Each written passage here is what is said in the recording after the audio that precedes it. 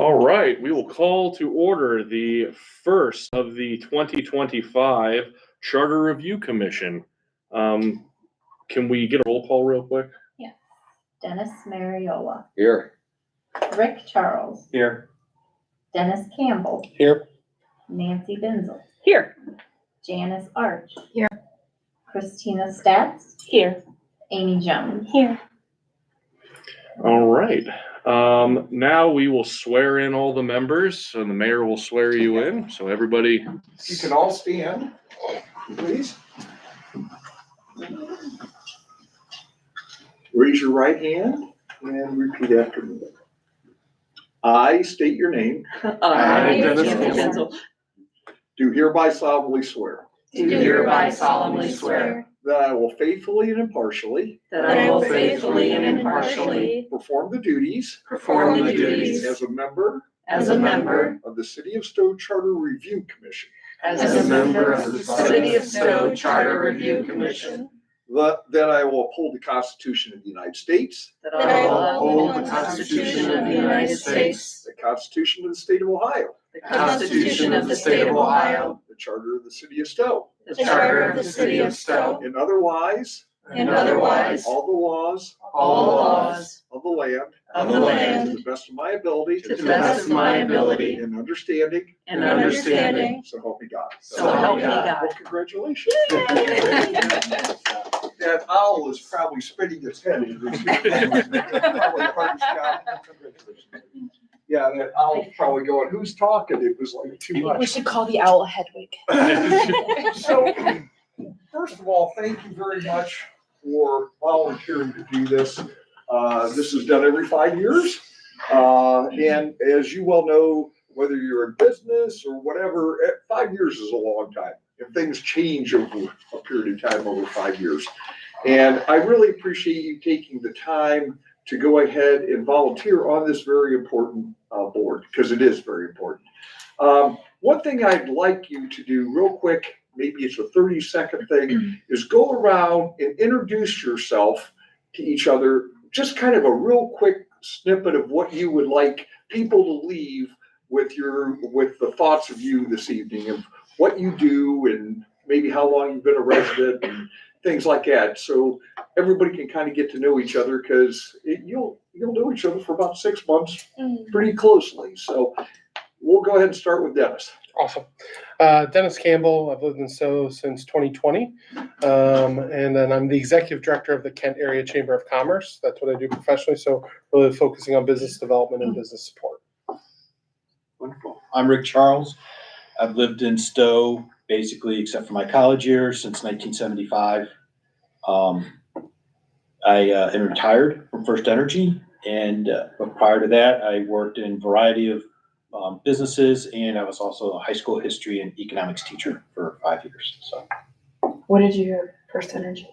I worked in their products division. I ran their what I could call their non-consumption products group. Just curious. Yep. I'm Janice Arch. I apologize for my voice today. I lost it on Monday. I've been a Stow resident for almost 10 years. I work downtown in Akron at GPD Group as a landscape architect. It's an engineering architecture firm. I love to be outside, and I'm happy to be here and meet everyone. Hi, I'm Amy Jones. I am a fairly new resident to Stow. I moved here last July, but both my parents have been very active in the Stow community. I am also a master's degree student, getting my degree in clinical mental health from Walsh University. I'm Nancy Binzel. I've lived in Stow since 1992. I'm a recently retired member of the Stow Monroe Falls Board of Education. I did that for 5 years. Professionally, I am a business development liaison for Ohio Living Home Health and Hospice. We do home health and hospice and palliative care. So I spend my day at hospitals and nursing homes and working with seniors. Love it, love it, love it. So. Denny Mariola, been a Stow resident for 30 to 35 years. After a while, you just quit counting. Love it here. Retired, worked for Bridgestone Firestone for 41 years. Enjoyed my job, the whole 10 yards. Was on a school board many years ago. Made some friends. You'll have to tell me how you did that. So. Well, you didn't hear how I said it. Oh. Anyway, I'm glad that I can help out here, whatever I can do, and I enjoy being with each and every one of you. Most people call me Christy, so Christy Stats. I grew up here and graduated in '99 and then lived away for college and a decade in the UK. And then I've been back in Stow since 2015. And I work in immigration advocacy, so my job is failing. So I work for the National Immigration Forum. It's a nonpartisan kind of center-right advocacy organization. And I love to cook and host dinner parties. So if we all like each other, or even if we don't, maybe I'll get you guys all ready for dinner one of these days. One thing that I want to bring up, you'll probably only see me here if you have some questions for me, okay? I look at this as a very independent board to go ahead and help guide the city, okay? I feel many times, even like with our other boards and commissions, I will only show up maybe once a quarter to each one of their meetings because I don't want to direct it. I don't want people going, I wonder what he's thinking. And you'll never know what I'm thinking. Brooke will tell you that. That being said, though, if you need anything, and Drew will be more intimately involved with you guys, but if you need anything, let me know, okay? If you need anybody from my administration to help answer questions or whatever, please reach out to me, okay? They're there for the knowledge, okay? Same goes for anything like that. If you have something that you have a question on or whatever, and again, yes, we're live, streaming, but the public is welcome to come in, and that's part of your job too. You can set up a schedule of, we would invite the public, we would for this night. Now that means public can come anytime, but this is what we're going to discuss and be very upfront and open about this. Also too, I know you'll have the contacts for our council. One is Kyle Herman, who's sitting here this evening. Please feel free to reach out to them. Okay, so I guess what I'm saying is really anybody that you need. It could even be somebody, because you never know where conversations are going to take you and things. It could be even somebody from the Chamber of Commerce. Okay, anything that's going on, or maybe it's a question about different things about a business, and you want to get a hold of some different businesses and find out where we're friendly and maybe where we're not, or the reasons why, or zoning and things like that. Please reach out to me and I'll make sure that we get these people to the table, because it's very important for you to have a well-rounded thought process as you go through this whole process. So again, also too, Brooke is not your normal, well, she's normal. I'll preface that. She is not going to be your normal secretary for this group. It's going to be Hannah. And Hannah is sick today, like many people are sick today from the flu and things like that. Drew started it off about a week and a half ago in his office. So Didn't have the flu.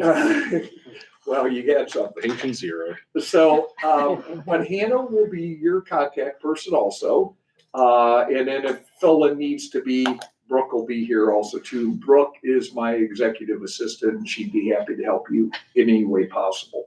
So with that, I'll turn it over to you, Drew. Yeah, and to echo what the mayor said, after tonight's meeting and after the election of the chair and vice chair, I take an ancillary role and step back and act as a support for you guys. You guys get to dictate what we talk about, how we talk about it, what you want to do. I'm here to help write anything, because the full report that you guys will give and present to city council will be in the form of legislation. My department writes legislation, so it's easier if we're here the whole time. So it's going to be me. You might also see my deputy law director, Steve Hooten, attending. And then, as the mayor mentioned, Hannah Morris is my executive assistant, and she's normally the secretary, but again, she's sick. So you'll be able to work pretty intimately with my department, but we don't want to direct this. We just want to be there to provide you and maybe give you some historical background as well about how these have gone in the past. But again, this is your commission. We're just here to act as support. All right. Having said that, I'm going to give a quick training on public records, open meetings, and conflict of interest. I do this for every board and commission, just so as you step into this role, realize some of you might have served in other roles. Nancy, I know you have, Denny, you have as well, that there are some requirements about, because you're serving on this commission, about records retention and what constitutes a meeting. So I just want to make sure that you guys are all cognizant from the beginning that you have a little bit of a burden here, but we're here to help that as well. All right. So real quick, an overview. First thing we're going to go over is public records. Then we're going to go over the Open Meeting Act, and then finally conflicts of interest. Now, first, what is a public record? So there's a statutory definition, and it includes any document, device, or item. So it has to be something. It can't be a thought. It can't be something that you're contemplating. It can't be discussion. It has to be something that actually is an item. So that can be the meeting minutes. It can be the recording of the meeting minutes. It can be emails that you have with each other. It doesn't have to be a physical thing, but it has to be a thing. It has to be created, received, or coming under the jurisdiction of any office, which means it has to be something that is ours or we create it.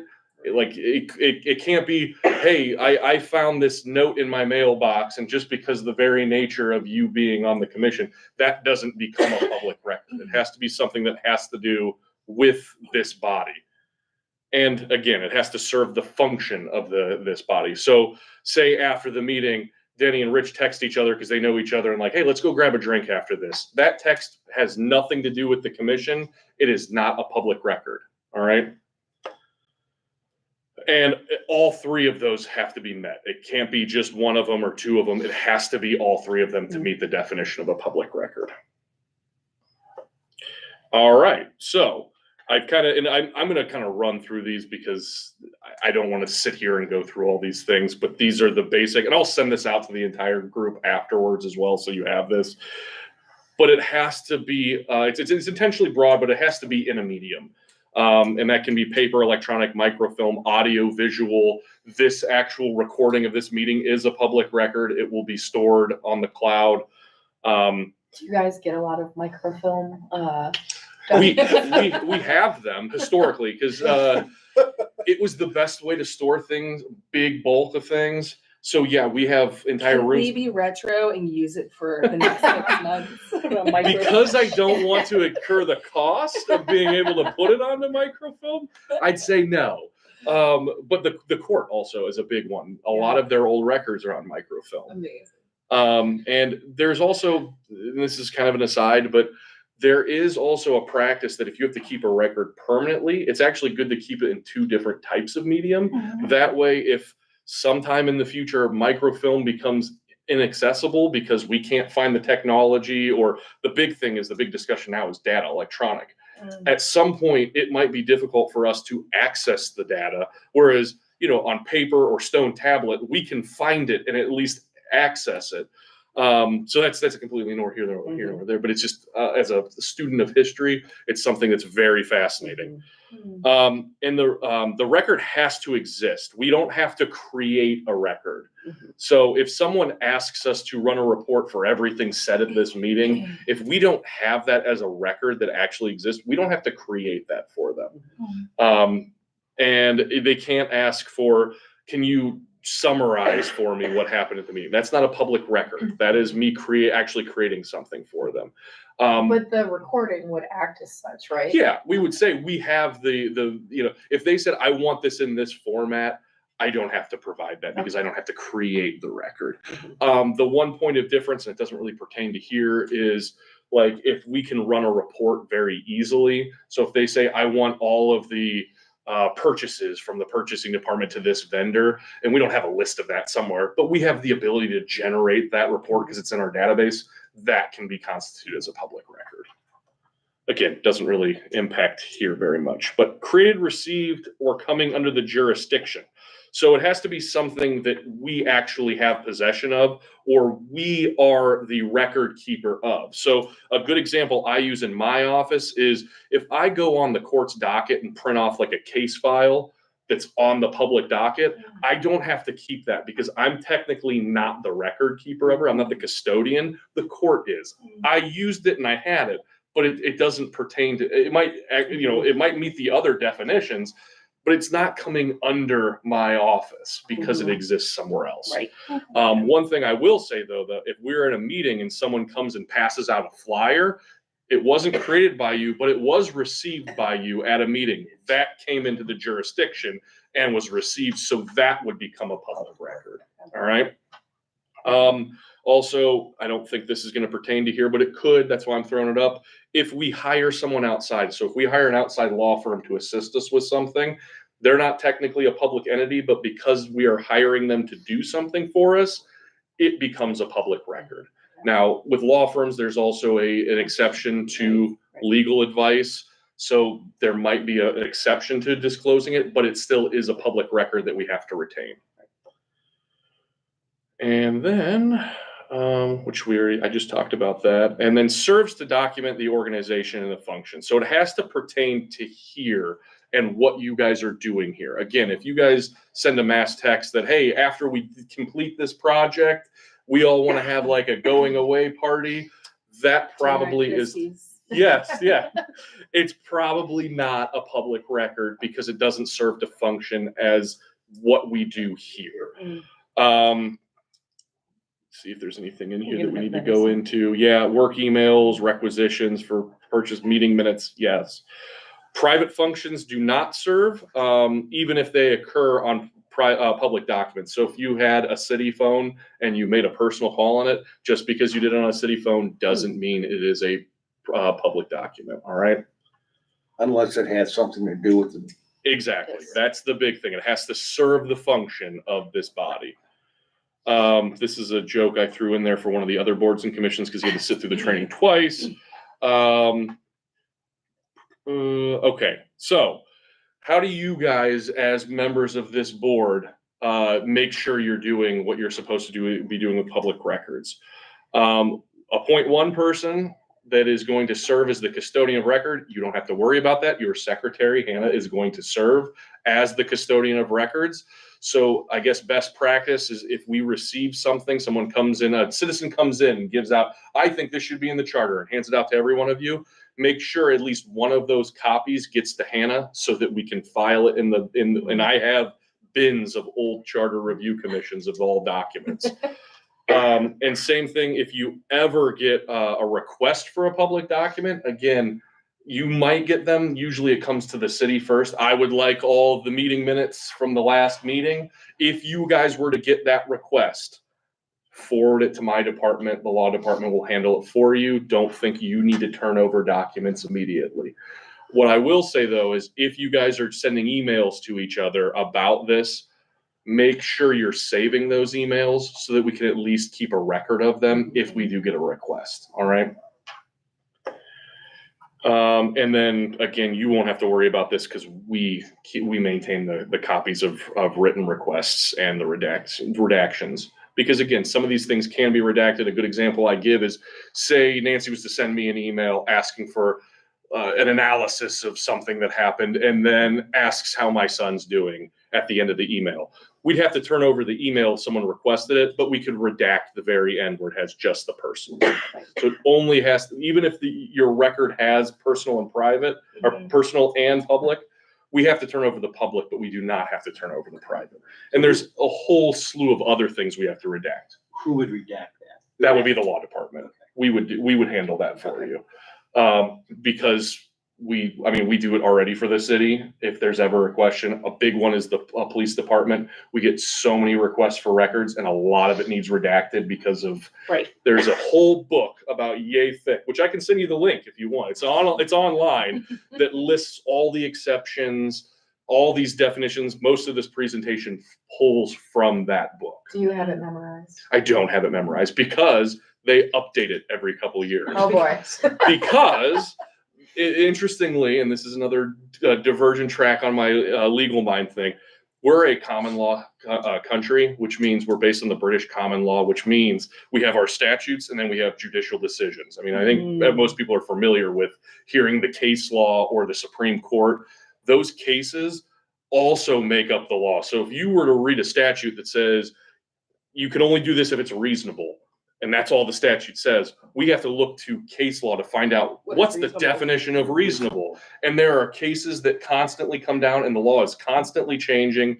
So they have to keep updating it. And there was a big one about a year and a half ago, a complete change to, we call it CLEAR's exceptions. It's continuing law enforcement investigatory reports. So CLEAR. There's a big exception that if we are in the middle of a investigation, we don't have to turn over reports if it might give out, something before an indictment comes down or confidential informants. There was a big change of that because of a Supreme Court case that came down about a year and a half ago. And that kind of put our whole world of public records in a shamble, and we're still working through it. All right. Any questions on public records? Examples. Yeah. So Christy and I text about a meeting or a comment that was made, or what's your thought about this or that? That would be considered Yes. part of public record. Yep. And if somebody were to ask the city for, I want the communications between you and Christy. Right. I would then come to you and say, can you turn over all your text messages? And it can be screenshot, it can be download them, and then you would turn those over to me, and then I would release it as a public record. Okay. Same with email. Same thing with email. So our private phones, our personal phones, our personal email could be subject to. Yes. And what I will tell you, there's always a possibility of search, right? Right. But as long as we turn the record over when it's asked for, so what would happen is if we get a public records request for an email, I want all the emails between all the members. I wouldn't say, give me your phone or access to your email. I'd say, hey, can you send me all the emails that you have?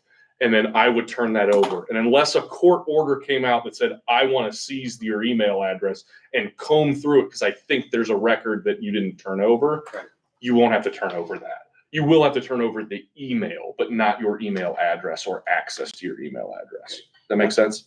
Yes. Now, do we have to, do we have to voluntarily turn it over?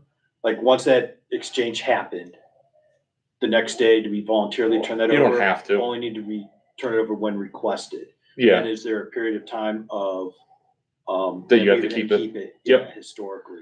Yeah, we have these things at the city called RC2s. It's a records retention schedule. So a good best practice would be create like a folder within your email that you dump all of your charter review commission stuff. And then at the end of this process, I'll just say, hey, can you turn over all of that? That way you guys can delete it and it becomes our responsibility to keep it, because there are some things that you have to keep for multiple years. And as long as we have a record of it, it doesn't have to be in the original format. We just have to have the record of it. There's retention issues with Yeah. Outlook, whatever. You got to make sure it's all set correctly. Correct. Same with your phone. Things Yep. along those lines. Okay. Good question though. Because that's thinking ahead, because we're gonna. It's good we talked about it now instead of 6 months from now when I'm like, all right, turn over your emails. And you're like, what are you talking about? What? All right. Any other questions on public records? All right. Next one is open meetings. And this is the law of the big thing we need to talk about is notice and what we're actually talking about. All right. So the Open Meetings Act requires that public bodies conduct all of our deliberations in open meetings. And this is not as clear cut as you would think it would be because, and we'll get to it later, email conversations can be considered a public meeting if it reaches certain criteria. So can even just commenting on a social media post. Could be, yes, could be considered. If so many of us do it. Exactly. So. And that's so you guys, for the sake of this conversation, are a public body whenever you are discussing these items. So if 2 of you know each other personally, or 4 of you know each other personally, and you go to a Christmas party every year, you're probably not violating open meetings, as long as you're not discussing anything that has to do with the Charter Review Commission. All right. It has to be, and the big thing is quorum. You'll hear us talk about that. That's a majority of the voting members. So for us, it's 4. So if 4 of you just happen to run into each other at Giant Eagle, you are fine. But if you start talking about, wasn't it crazy last meeting that somebody was talking about, you are probably violating the open meetings law because you're talking about something that we do here and you have a majority of the meetings and you have not posted notice. We should meet at Giant Eagle. Yes. Yeah, exactly. And it can be accidental. I'll tell you that. I used to be on Mogador Village Council, and there is one bar in Mogador, and Everyone goes there? yes, there are only 7 council members, and very frequently Mogador's not that big. 4 people would be there. And as long as we stayed on opposite ends of the room and didn't discuss business, we were fine. But Yeah, I like working with 4 instead of 3. That's easier. it's way easier. Okay, so a meeting is a prearranged gathering with a majority of members, and you're discussing and deliberating business. And it doesn't matter if you call it something else. You can't try and get around this by calling it a retreat or a work session. Now, there is an exception to this, and it's later on here, is if I'm giving this training to you and there's nothing else happening, it's probably not a meeting. If I'm discussing something that, some type of training with you, it probably doesn't meet the definition. Now, there are exceptions to having these meetings, and we'll get into it about executive session.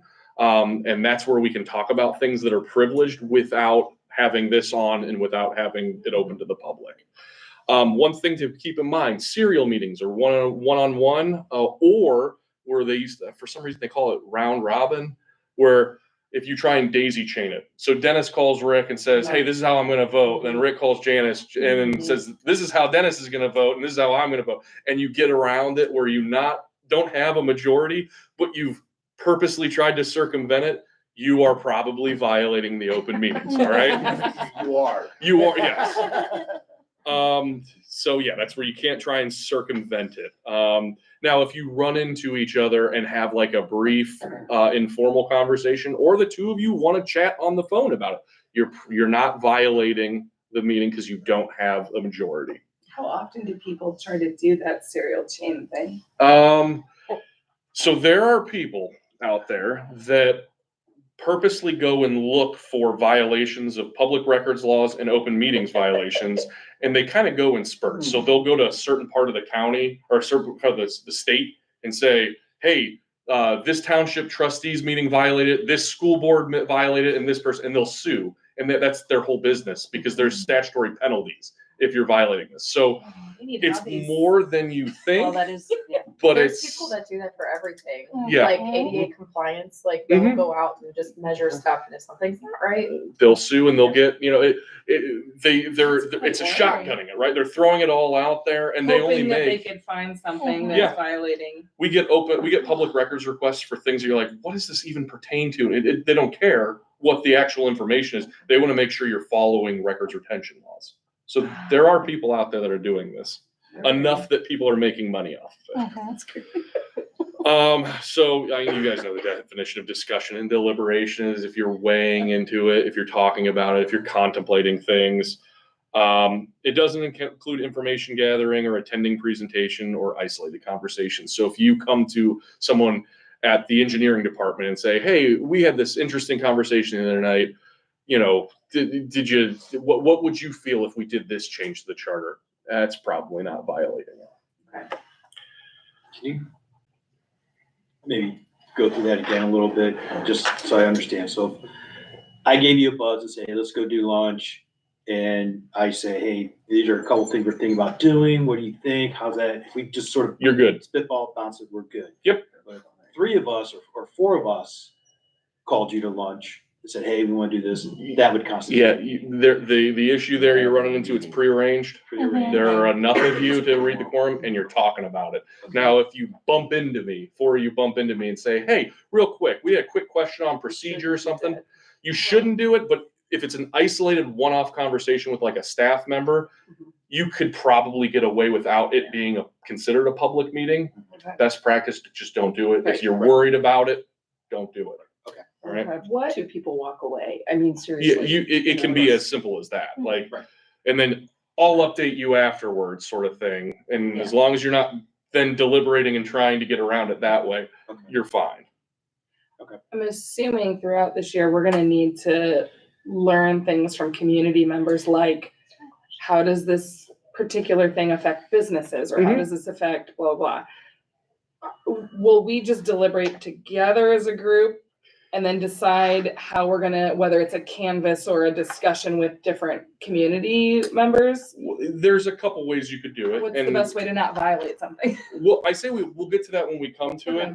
at this point, but some ways that you might want to do it is talk about a strategy here in this open meeting and then do it all individually by yourself. And you can even say, I'm gonna contact these 4 businesses. And as long as you're not doing it together and going and meeting that threshold of 4, you're probably Right. good. 2 of us could go, or 3 of us could go. Yeah, or you could say, we'll reach out to them individually and invite them to one of our meetings. So you're Okay. already meeting all the notice requirements, and then Okay, they're here that makes deliberating. sense. So there's different ways. It's just, Bring everything back to the meeting. Have your discussions Always here. Okay. always here, and then make the decision. Danny, can you go out and call them or so forth and so on? And That's helpful. Yeah. Okay. all right. you're just But playing again, safe. It's one of those, as things come up too, I will be here at these meetings and I'll say, hey, that might violate this. So why don't you think about doing it this way? That's great. All right. That's Because you're part of the city can get sued if you guys violate this. So I'm here and I am your legal counsel. I'm the law director for the city, so I appreciate represent not getting the this city commission. sued. All right. I appreciate that too. It's more work for me. I have a question too. Yeah. Is it okay to like post on social media like when meetings are so citizens know when those meetings are? Absolutely. Yep. And the city will handle all of the legal public notice requirements, but you are absolutely encouraged to try and get as many people. As long as To what you these. post is factual. Yeah, don't purposely say, hey, we're meeting in Silver Lake at this time, and then everyone shows up to Silver Lake. Again, some things that are not subject to the open meetings, question and answer sessions between board members and the legal counsel, conversations among staff members that are employed by this. So conversations that I have with my staff about charter review don't meet that definition. And then if I give you a presentation. So again, you won't have to worry about this because we will handle the notice, but there are notice requirements. That's why we're going to kind of set the discussion of meeting times and dates so that we can get those and say, if it's every 3rd Wednesday or every other Wednesday, we'll handle all the public notices, but we need to know ahead of time so we can give proper notice. And open to the public is important. We can't do secret ballots. You shouldn't whisper between the two of you in the middle of a meeting. We can't like say the meeting's open and then the meeting starts and we close the door and lock it. Like it has to be actually open, not just, well, it's open, anybody can show up. And then we have to maintain meeting minutes, and that's what Brooke is doing tonight, and Hannah will handle from then on. You guys don't have to worry about that. Again, you don't have to worry about notice requirements. We'll handle all that for you. All right, executive session. This is when we're able to, at a meeting, to actually adjourn from the rest of the meeting. So it's called recessing into executive session, and we can have a private conversation that's not open to the public. We still will keep notes in that meeting because they could still be subject to certain public records laws. Like if there is a lawsuit or something like that, we would have to provide the general discussion of what happened in them. But you can only go into executive session if it pertains to one of these things listed right here. And we have to state that's the reason we're going to executive session. We can't just say we're going to executive session and then while we're talking about purchase or sale of real estate. We have to say we're going into executive session for the purposes of discussing the purchase or sale of public property. We then have to take a actual roll call vote to go into executive session. Then we're adjourned. We have the communication. Everything you say it says stays in there, but there are minutes that are taken. Then to end the meeting, we would come back into actual session before we adjourn. We can't vote on anything in executive session, and you can't, I would recommend you do not say, and I'm gonna vote this way while we're in executive session. Even if you're not voting, you shouldn't try and telegraph it. And this is because that can be considered that you're trying to vote or getting around the public vote side of it. Any question on executive session? These are pretty limited what they're for. I will give you guys a caveat that in 2020, the Charter Review Commission got into a disagreement with City Council and ended up suing City Council. So there was an executive session with legal counsel before that happened because they had to decide and discuss pending or imminent court action. So of the matters that you see here, that's probably the only way you guys would ever need to, just based on this list. But I don't want you to think that it's not outside the realm of possibility that we do go an executive session. I don't anticipate it, but I do want to tell you guys that is a possibility because it has happened in the past. All right. Any questions on that? Any questions on open meetings at all? Is that, just curious, is that session, are those records public from 2020 of what happened? Why the lawsuit Yeah. happened? Yeah, Okay. they're public, and if you want after the meeting, we can have a brief chat about it too Okay. as well. But yeah, it went to the Ohio Supreme Court. Wow. So I had no idea. All right. I have a Yeah. question going back. Are things that we write here considered public record? if you only use them for your own self and you don't trade them or give them to someone else, no, because they are for yourself and they aren't official documents. Okay. But if you say, I took really good notes on this presentation, and you share it with the whole group, yes, then it becomes a public record. Okay. All right. Thank you. All right. Conflicts of interest.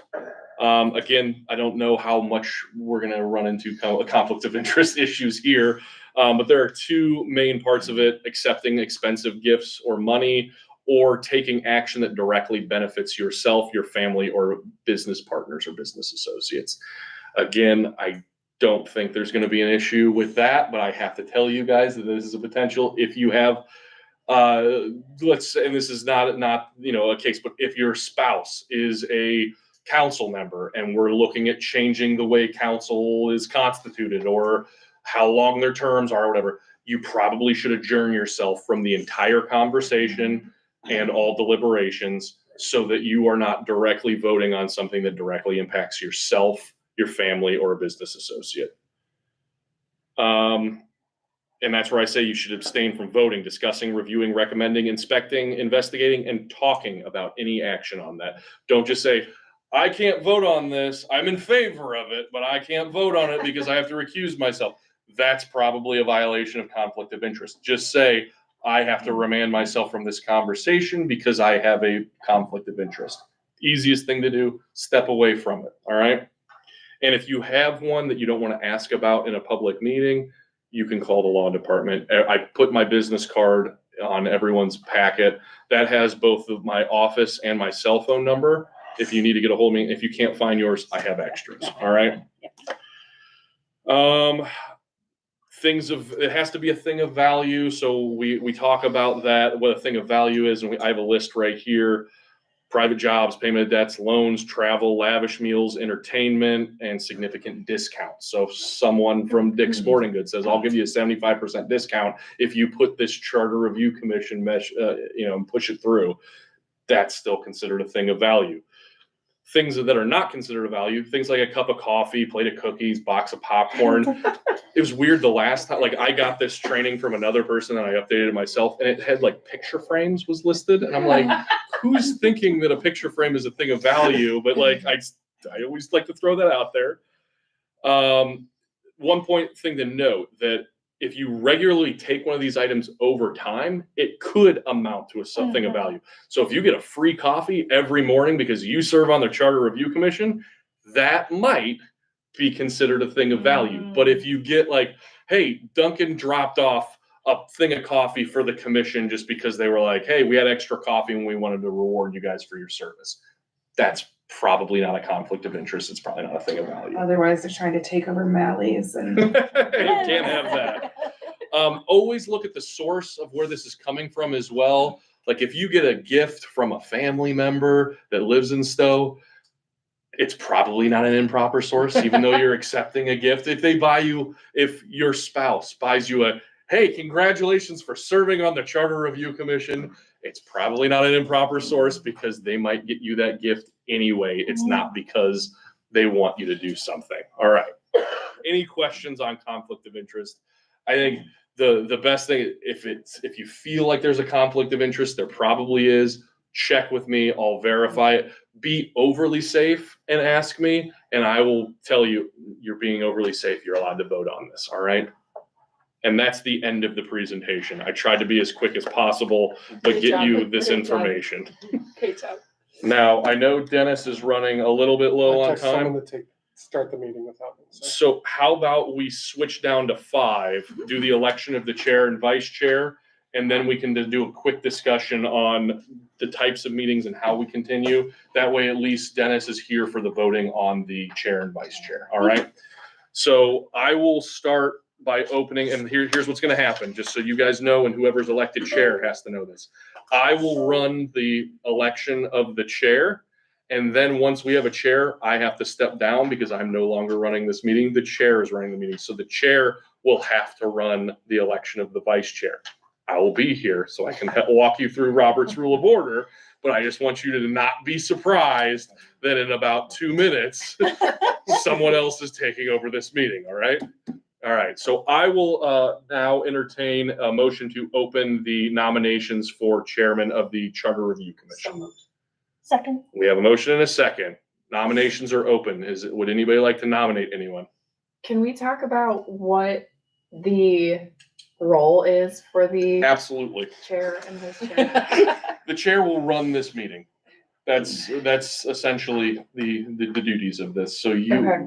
and whoever the chair is, I'll get with offline after the meeting to kind of go through basics of Robert's Rule of Order, and we can even set up a time where we walk through training of motions and Okay. votes. So and that it's sort of more thing. just running the meeting and not necessarily like, hey, group, let's do something and I'm gonna collect this, and it's not like a leadership. No, there's Okay. no like specific duties listed in the charter of what the chair has to do. The Yes. chair just runs the meeting. I was gonna say that could be something that, hey, we don't like how this went this time. Let's change how the Charter Review Commission's done. Let's Nope. leave it for So- those who do it in 5 years. And then the vice chair serves in the capacity of the chair if the chair is not here. All Okay, right. thank you. Absolutely. So we are currently open for nominations. I would like to nominate myself for chair. We have a nomination. Any other nominations? I'd like to serve as chair. Nominate myself for chair. All right. Do we want to have quick speeches about why you want to serve, or do we just want to vote? I'd like to understand why. All right. Yeah. So I'll start with Amy because Amy was the first nomination. I just want to get more experience, in, learning how things are run and, to help my active listening skills. Great. Dennis? I've got experience running meetings. I do it all the time with the Chamber of Commerce in Kent. Also, Robert's Rules of Order is the order of business we use for a variety of other organizations I'm part of, including I'm the regional president for my fraternity, so I oversee all those chapters and alumni chapters to make sure they're following processes. And so I think I can keep a meeting moving. Perfect. All right. Any other nominations before we end nominations? All right, nominations are ending, Do so we need a motion to end nominations? if you want to do that, yes, I will entertain that motion. So moved. Second. Motion made and seconded. All those in favor of ending the nominations? I Aye. All right, nominations are ended. We'll move into voting. I'll start with all those in favor of Amy Jones serving as the chair of the Charter Review Commissions. Please say aye. All right. All those in favor of Dennis serving as chair of the Charter Review Commission, say aye. All right. The ayes have it for Dennis. Dennis, you are chair of the Charter Review Commission. Congratulations. And I get to stop talking for a couple All right. minutes. So Everyone's happy about that. I'll entertain a motion to open nominations for vice chairman. So moved. Second.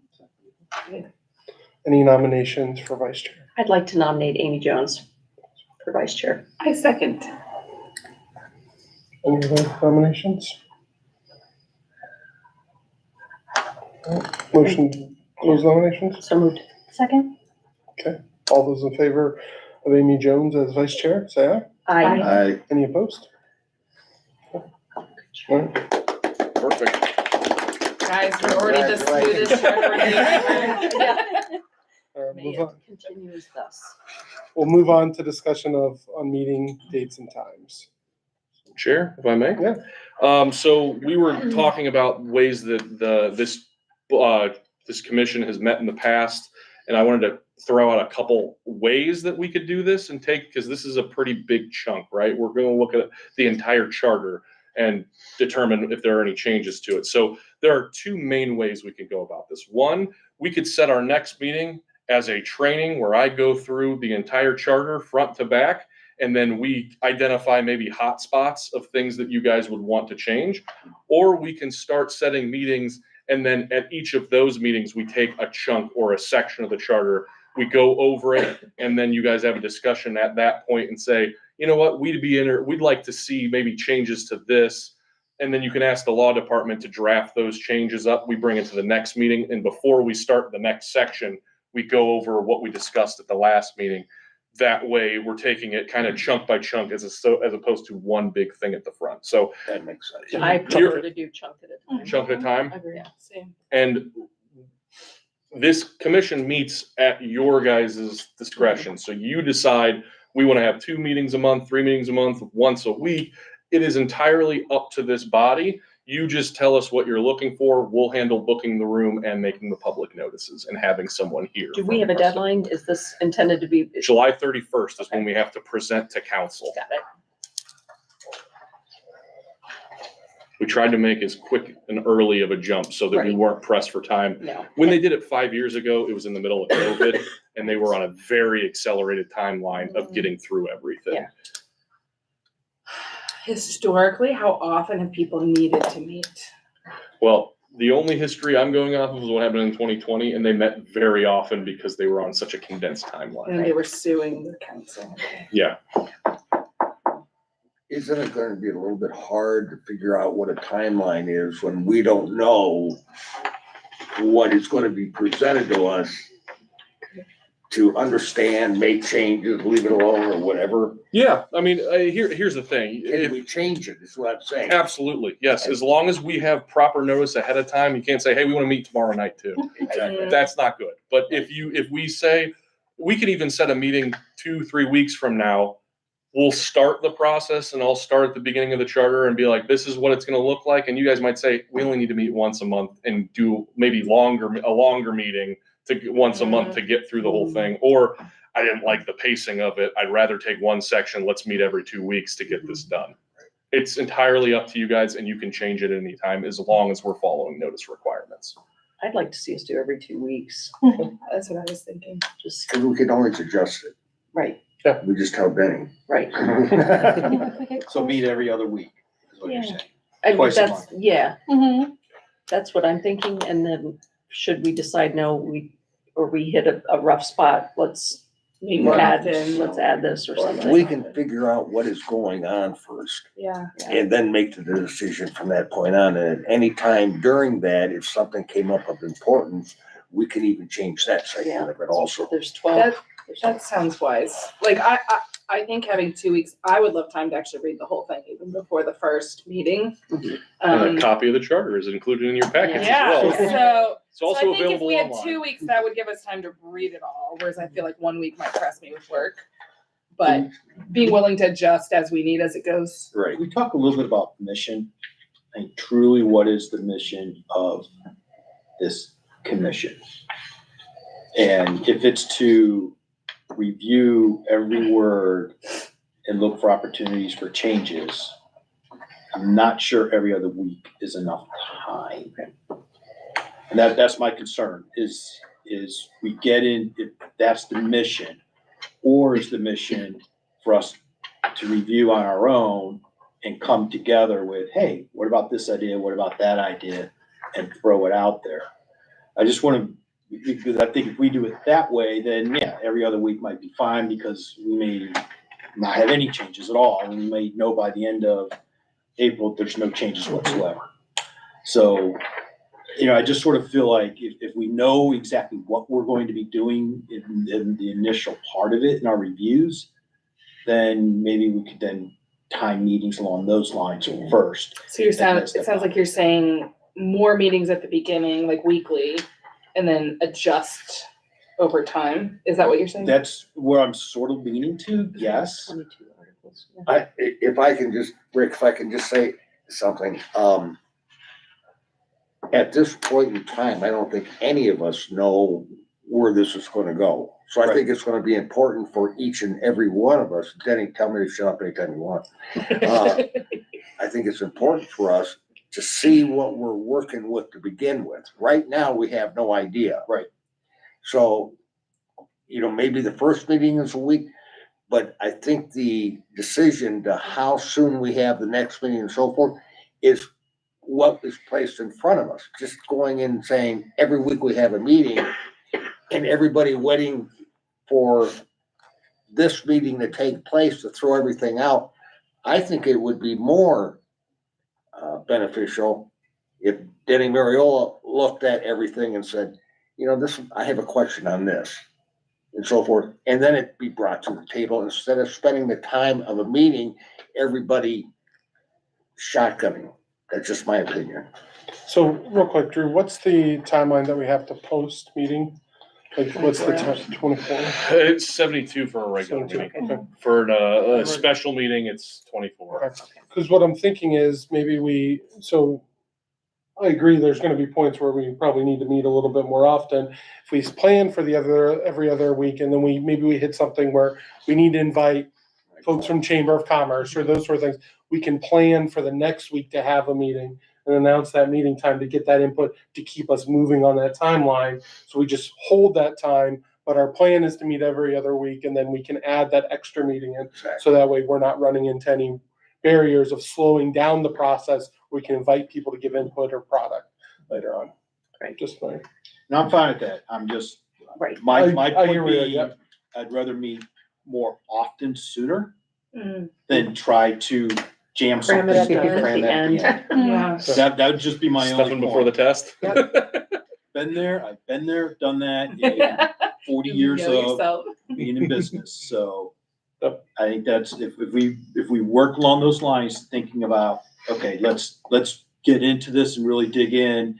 And then it's like, oh, all right, well, we only got a couple really hot spots here, let's dig into those hot spots. And this is what it's gonna be, or we got a lot of work to do here and we can keep the ball rolling then. So that would be my only point, so. My last point is Wednesdays are bad days for me, so. Oh, okay. So you all know, I have golf on Wednesday nights and it Yeah. makes it rough. I can do every once in a while, but Wednesdays would be. And I will say Wednesday's my just bad day. real quickly, council normally meets on Thursdays, every other Thursday. So it's not a problem to say you guys want to meet Thursdays. We just need to make sure we're scheduling it not at the same time as council, because the two staff members that would be here for this are going to be in that room. So I don't travel a lot for work, but I travel a little bit for work. So I know, for example, I'm gonna be gone for like a week in March. Can I Zoom into meetings or? no, we're not. Okay. There was a period we were allowed to. Okay. Not allowed to do that anymore. Okay. It's a good question. But But we have to have a quorum, we have to have 4. yeah, if you miss a meeting, it's fine. You can be excused, but you have to have at least 4 to actually have a meeting. I think we should try to work around people's Right. travel schedules, things like that, Yeah. absolutely. All right, so you guys are saying, Wednesdays challenge, I agree. It's starting on Wednesdays are April- usually rough for me too. Starting so. on April 30th. Yeah. Golf starts. How's Tuesdays for everyone? Tuesdays works for me. It's fine with me. Usually good. There's only, Pardon? I'd rather do Thursday, but I know. I'm concerned if we end up having to have extra meetings with council going on at the same Right, time, right, that right. causes chaos. His people are Yeah. in that room the same time we'd be having Yeah. a meeting. what I'll say is if you guys want to do Thursdays, they're normally the council meetings are normally on the second and fourth Thursdays of the month, with the exception of February and March, they're on the first and third. So if you wanted to make the next meeting 2 weeks from now on a Thursday, there is not a council meeting conflict. And then we can also reassess, hey, at that point. So I'm throwing it out there. I'm There's- not free on the 27th. But we could do the 26th. Yeah. Spring it starts and for me, Oh, okay. I'm just, Okay. you know, if you guys all want to meet on Wednesdays, I can certainly, it just makes it hard for me, that's all. We want you though. We'll try to get around it. Appreciate that. What about Mondays? Mondays are fine for me. I can't. I do dog agility every Monday. Well, that's important. So are we talking though, like if we want to meet in 2 weeks on the 26th, would that work for everybody? Yeah, let's do that one. And we can, again, we can always February adjust. can be as we- Wednesdays, and then maybe March we move towards We like a move to Tuesday or a Thursdays. That's fine Thursday. with me. Yeah. Just to get the next meeting set, and then we can, again, we Or can we always just go with adjust. you, Rick, when you're going golfing and everything and you. Hey, you are free to join. As long as you tell me what course it is, and I can pick the notice out. I can use all the help. Can we all be on the golf course together, and you Uh, guys can see how terrible I am at golf? But it'll be an official meeting. We would make it work. So, yeah, I'd say let's plan on the 26th, so we'll have that as our meeting.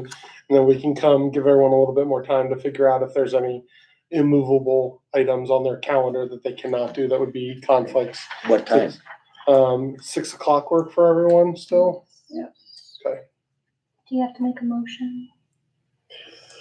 Yeah, why don't we make a motion to set the next meeting? Motion set in the meeting. Second. Aye. All in favor, right? Yeah, well, so wait, I need a motion, because I can't make the Oh, motion as I the chair. motion that our next meeting is on the 26th. Second, okay. All those in favor? Aye. Aye. Awesome. February 26th at 6 p.m. February 26th. Got it. All right. We want to try to set an agenda for that meeting so that we, Add this to the calendar real quick. So what I'll say is, I mentioned it before, your charters are all in front of you. I will send out a link to, it's electronically available online. I don't know if you guys want to set what you want me to present on at that meeting. If we just want to start at the beginning, if we want to start at charter review, that section, because that's a section of the charter as well. It's, you tell me what sections you guys feel a need, and we can start that way. I think the idea of starting with the charter review and then also the amendments to the charter, how that works. Okay. First, that way we understand the process of how it goes. So Article 19, Article 20. You got it. I will be prepared to present on those two articles at the next meeting.